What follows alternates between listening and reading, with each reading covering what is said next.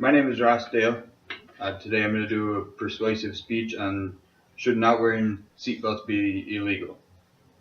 Most states nowadays have laws for wearing seatbelts. They will give you a ticket. They have the slogan, click it or ticket, and they do enforce it.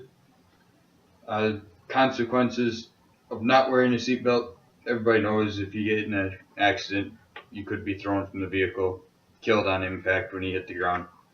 Yeah, that is true. But injuries can be caused from not wearing your seatbelt, but they can be caused from your seatbelt when otherwise your injuries would be very minor scratches, bruises, stuff that you could deal with. I'm going to cover 3 points. First point is that seatbelts are not the only factor for accidents and the injuries that result from them. Second, I will share a personal story about a very close friend of mine that was in an accident when I was in high school. And third, I will give you some injuries that are caused by seatbelts and accidents, and hopefully give you a little bit of a thinking material about whether it should be or should not be a law. Seatbelts are not the only factor. Speed limit has a big thing to do with it. As the speed increases, accidents increase too, according to Scrum in 2009. When the speed limit went from 55 to 60, 65, what it is today, there were 6,400 more fatalities and injuries caused by the speed. Along with the speed, vehicle designs have a lot to do with it. When they started mass producing and SUVs became more popular, SUVs are designed, they have high center of gravity, narrow wheelbase, narrow wheel stance, they're more likely to roll over. When they became more popular, rollovers increased by 24%. That's according to Scrum in his report that he did. In 2000, I had a very close friend of mine that was in a head-on collision heading to work. He was hit by a lady that just got off in the night shift, fell asleep behind the wheel, hit him head-on at 45, 50 miles an hour.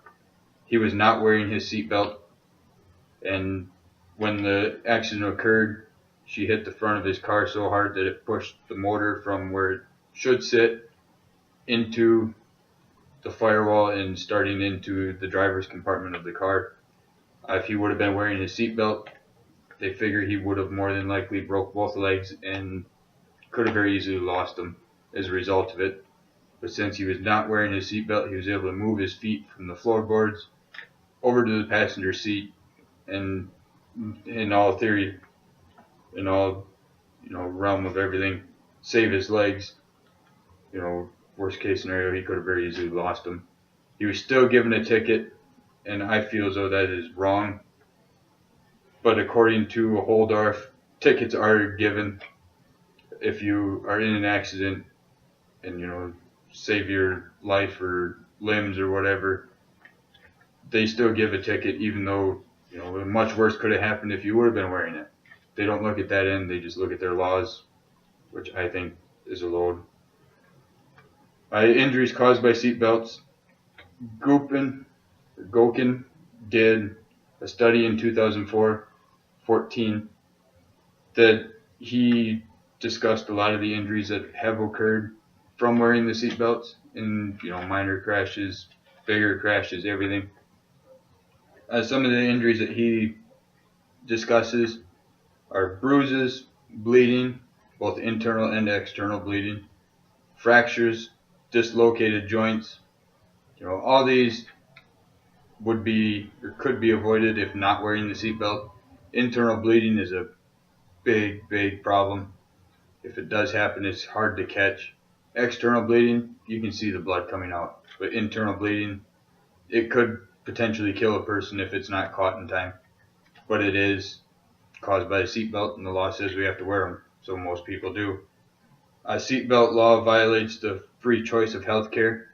That's according to Holdorf in his 2014 report.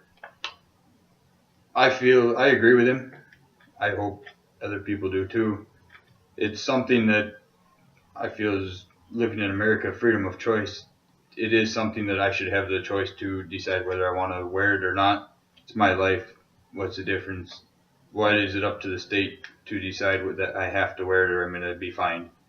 I think it's just a way for them to try and get more money out of everybody, to try and pay for new roads, whatever.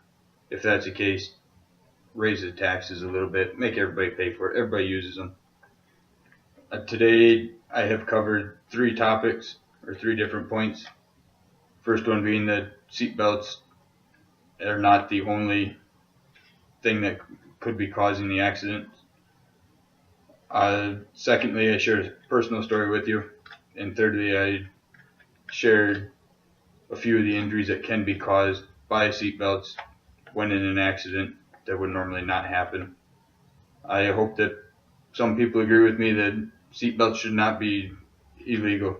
If you don't wear them, you shouldn't be getting tickets. I firmly believe that. Myself personally, I don't wear one.